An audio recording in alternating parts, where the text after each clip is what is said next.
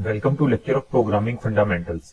इस लेक्चर में हम ब्रेक स्टेटमेंट के बारे में बात करेंगे कि सी प्लस प्लस में ब्रेक स्टेटमेंट क्या होती है और इसको हम किस तरह से यूज करते हैं।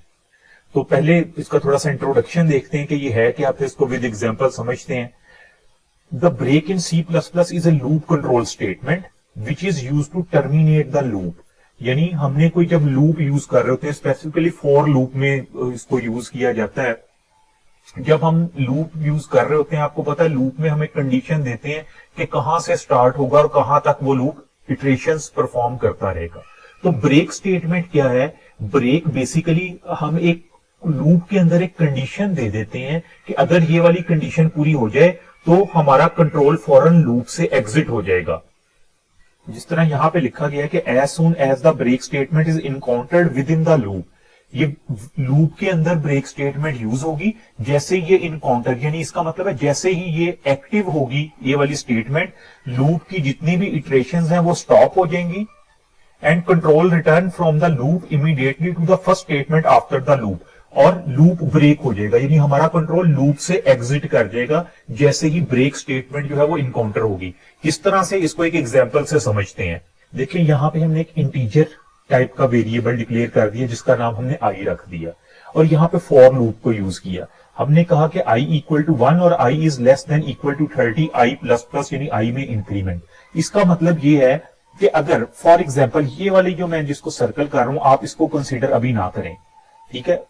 क्या होगा अगर हम इस स्टेटमेंट को चलाएं तो क्या चीज होगी? आई की वैल्यू 1 है ना, तो हमारे पास क्या होगा? आई की वैल्यू 1 है, कंडीशन चेक होगी, वो 1 जो है वो लेस देन 30 है, आई प्रिंट हो जाएगा, यानी इस तरह आउटपुट में 1 आ जाएगा। फिर वापस लूप जाएगा, 2 हो जाएगी वैल्यू, यानी इंक्रीमेंट उसमें होगा, वैल्यू 2 हो जाएगी, 2 30 से कम है, 2 प्रिंट होगा, 3 प्रिंट होगा, सो ऑन। ये कहां तक होगा? 30 तक प्रिंट होगा। उसके बाद ये लूप खत्म हो जाएगा और एंड, और लूप से बाहर आ जाएगा। वहां पे लिखा प्रोग्राम एंड, यानी एंड पे ये वाली स्टेटमेंट लिखी आ जाएगी। नॉर्मली अगर हम लूप चलाएं तो वैसे चलेगा।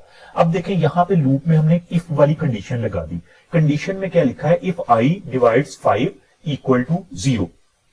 इसका क्या मतलब कि जब हम किसी चीज को आई की जो भी वैल्यू हो उसको 5 से डिवाइड करें और रिमाइंडर अगर 0 आ जाए तो नीचे लिखा हुआ ब्रेक। ब्रेक का मतलब अगर ये वाली कंडीशन पूरी हो जाए लूप वहीं पे ब्रेक हो जाएगा। अब इससे किस तरह से होगा इसको हम करके देखते हैं। देखें आई की वैल्यू सबसे पहले तो 1 है। अगर हम 1 डिवाइड्स 5 करें, यानी इस तरह से 1 और 5 डिवाइड करें तो हमें पता है रिमाइंडर तो 0 नहीं आएगा, ठीक है। इसका मतलब है कि आई प्रिंट हो जाएगा, यानी 1 प्रिंट हो जाएगा। फिर जब इंक्रीमेंट होगा आई की वैल्यू 2 हो जाएगी। अब अगर ये वाली कंडीशन रखें 2 इस तरह से और 5, अगर इसको डिवाइड करें तो हमें पता है अभी भी रिमाइंडर 0 तो नहीं आएगा। इसका मतलब लूप चलता जाएगा और हमारे पास इधर 2 प्रिंट हो जाएगा। फिर इसी तरह 3 प्रिंट होगा, 4 प्रिंट होगा। अब देखें जब 5 की बारी आएगी तो क्या होगा?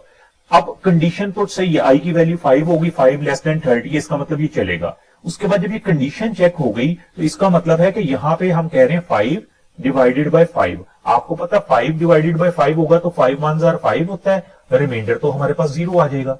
यानी जैसे ही हमारे पास आई की वैल्यू 5 होगी तो ये कंडीशन ट्रू हो जाएगी और उसके बाद हो जाएगा ब्रेक। ब्रेक का मतलब लूप से बाहर आ जाएगा, हमारा कंट्रोल कहां आ जाएगा? इधर आ जाएगा।